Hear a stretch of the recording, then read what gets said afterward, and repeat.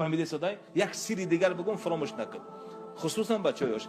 اگر مال زیاد میخوای، اگر برکت در مالت میخوای، اگر برای کار میخوای، اگر خداوند به فرزندت کرده است دختر دویدی، اینجا دویدی، اونجا دویدی، مزار دویدی، ملا دویدی، خاک خوردی، تمار خوردی، زهرم خوردی، نیافتی، فرزند نیافتی، برای کارم نشد، راهش در یک جاست، راهش اینجاست.